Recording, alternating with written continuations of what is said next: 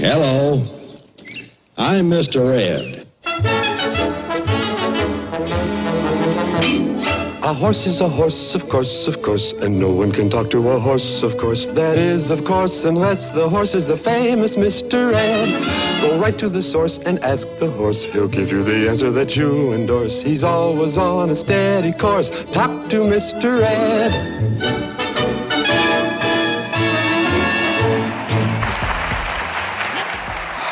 I'm so sorry.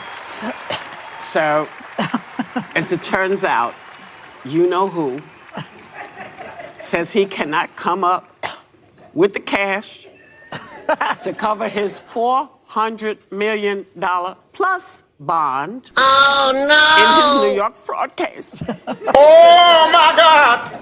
So, is Letitia James like gonna just... Do you need a tissue?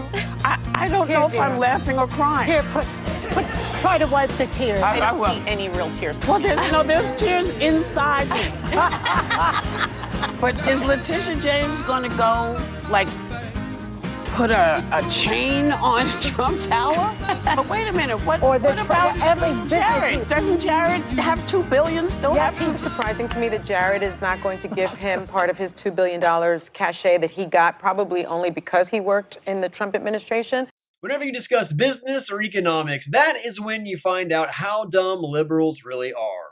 Real estate, not a liquid asset. Rich people do not have $700 million in cash laying around the house like Scrooge McDuck, you retards.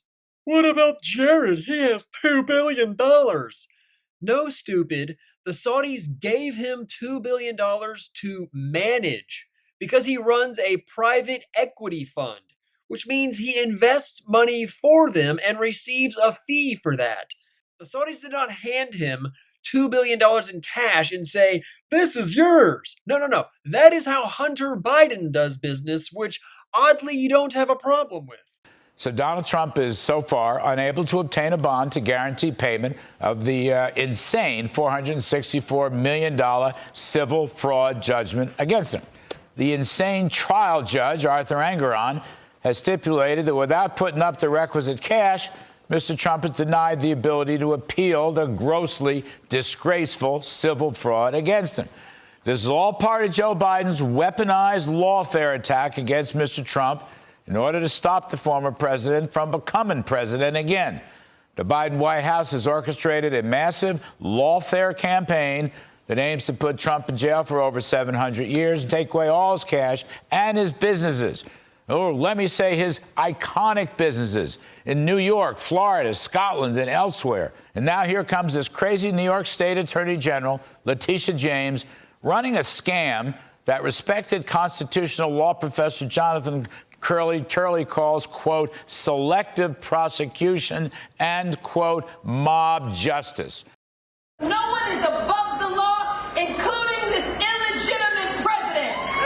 And so, I look forward to going into the office of Attorney General every day, suing him, defending your rights, and then going home. Serious? That is selective judgment. That is mob justice, if ever was. However, Fox News legal expert Greg Jarrett can be here in a minute. He says Mr. Trump could file a petition in federal court regarding the Eighth Amendment. The Eighth Amendment says, and I'll quote, excessive bail shall not be required, nor excessive fines imposed, nor cruel and unusual punishments inflicted, end quote. That's the Eighth Amendment. And of course, the $464 million penalty is supposed to bear some relation to harm done. But there was never any harm done because there were no victims. And all the lenders to the Trump business empire made tons of profits. So I believe, as a non-lawyer, that Alan Dershowitz and Greg Jarrett are both correct in advising Mr. Trump to go for an Eighth Amendment constitutional appeal. That would be a fitting end to this Soviet-style New York sham lawfare battle against Mr. Trump, who, by the way, is leading in all the swing state polls on the way to a potential victory in November, despite what the Democratic crazies are trying to do to him. Meanwhile, the Biden campaign, that's a new nickname for former President Donald Trump, broke dawn. Oh my Quote, just the God. other day, a defeated-looking man came up to me and said, Mr. President, I have crushing debt and I'm completely wiped out. I had to say, I'm sorry, Donald, I can't help you. It was jarring. It was like very close up. Did she give Anywho. she gave, of course. What a mess. Everybody has a different opinion. Talked about BS. Well, the actual best filter of that is the American public. They smell BS a mile away. And they know it's coming at them from various different directions, whether it's, the left or the right or the podcast or the social media platforms. It's just all noise. But they're gnashing their teeth, Tish James, at seizing properties. And people in the press are applauding. They're giggling. This is bloodthirsty. I mean, seizing assets after 22 days? In a bankruptcy court, you get years to resolve this. This is not a good look on New York. It doesn't matter this Trump. It could be anybody. I think that's very bad for the American brand. I'm very disturbed. It is. It's just a sad spectacle. That's what I'd put it like. Yeah.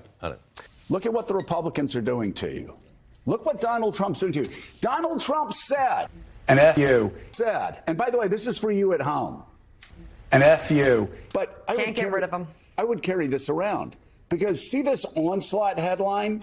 The only thing the Post didn't tell you is, and F you. Trump said, blame me for this. Donald Trump said, kill the bill. And blame me for everything that happens after this point. Donald Trump said, blame me. So yes, Donald, we are blaming you.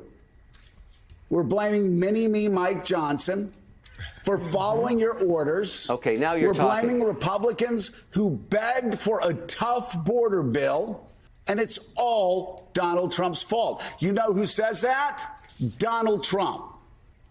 Donald Trump says blame him for this. Well, so if there were a wall up there, right, too, it wouldn't be, it would be a non-issue. Well, an F you. He didn't build the wall. He didn't build the Couldn't wall. get it done. Didn't build the wall either, which he said he was going to do. I'm going to hold up the paper record also to show you that I could not agree with you more. An F you. It is Donald Trump's fault. Donald Trump is to blame. Once again, Republicans are the ones to blame on immigration. Who said that? Donald Trump? Exactly. He said, blame me. So we will. The Biden campaign, that's a new nickname for former President Donald Trump, broke dawn. Not a winning campaign. Broke dawn. Hides in basement. Biden joked about the matter, saying, quote, just the other day, a defeated-looking man came up to me and said, Mr. President, I have crushing debt and I'm completely wiped out. I had to say, I'm sorry, Donald, I can't help you. Yeah, we'll put that right there. It's interesting, Joe. Just last night, I got like one of those video ads that pop up before you watch a video, and it was like Donald Trump Jr.'s face saying, give us $5, chip in. I was like, wow, God, you guys are scraping, joining the conversation. I mean, yeah, we have. When they got to email you, I mean, yeah. No, it was like a video ad. It was jarring. It was like very close up. Did she give? Yeah, she gave, of course. She gave, yeah. And F you if you can't handle the truth. This version of Biden, intellectually, analytically, is the best Biden ever. If it weren't the truth, I wouldn't say it. If you know someone that watches MSNBC, clip what we just showed you right there and show them that and tell me, does that seem like news? Does that seem like analysis? Like, I don't know, Joe Scarborough, do you have a bunch of dead kids in your closet and they're blackmailing you? Every single person in that studio, behind the camera, watching that crap, everyone knows that's a lie. It's an abject, complete 180 reversal of the truth. Something is wrong with Joe Biden. We all know it. And he's sharper than ever because he's been around 50 years and he's calmer. He used to just say some stuff and now he doesn't. Well, actually, we play you videos of all the time where he starts saying something, then he forgets what he's going to say, and then he goes, oh, well, I shouldn't say that because I'll get in trouble. It's like this incredible, I don't know what that is. We need a word for it, a phrase for it. These people that shred their dignity in the name of service to something that will just replace them. I mean, that's the thing. You're just a host on MSNBC, dude, and you're just a piece of a machine that they will boot you when you don't do what they want. So I guess that is why you do it, Joe Scarborough. Like, that is why you do it. This is fascinating. Donald Trump looks like he's on the verge of a massive financial win. Higher this stock goes, the richer Donald Trump is. This is a financial win for Donald Trump. Michael, let's talk about Donald Trump, because he has just 3 days to post $500 million in bond here, and we're seeing these new filings. Whether they're not new, they came in early March. We just learned that she filed these judgments up in Westchester County for some properties up there. Trump's trying to scramble how to do this. The Biden campaign's calling him broke Don. What do you see in all of this politically? This idea that, you know, he's this great, because honestly, it's exposed the fact that he doesn't have $500 million lying around when he constantly is out in public, or used to be out in public, saying, you know, I've got billions and billions of dollars in cash. Okay, and as if this election cycle were not nutty enough, now comes the possibility that next week, at least on paper, his net worth doubles. I thought that Truth Social was bombing. I had no idea that there was an IPO coming and the potential for the parent organization of his social media platform to put as much as $3.5 billion, at least on paper, in his pocket now. And events that we could never forecast are about to unfold in a way that couldn't be imagined. I mean, we are hurtling towards an election where you have a Donald Trump who is more desperate than he has ever been, particularly with this financial ruling, more financially desperate than he's ever been. He was hoarding classified documents about U.S. national security secrets in Mar-a-Lago. And we don't know the full extent. But what I believe is that Donald Trump would sell this country for $1 if he thinks that it would benefit himself. And when you have a settlement of over $400 million, we need to be really serious about the stakes of what's happening here. Yeah, and find out if anybody posts bond for him, who those people actually are. Who has $500 million laying around?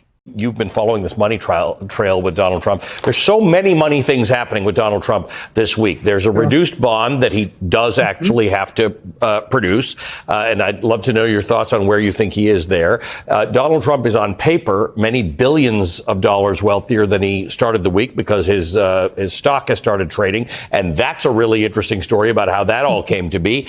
And he's selling Bibles for $59.99. Start wherever you'd like, Suzanne.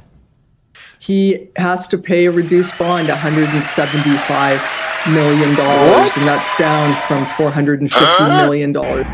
Well, you know, indeed you know the rest of the story.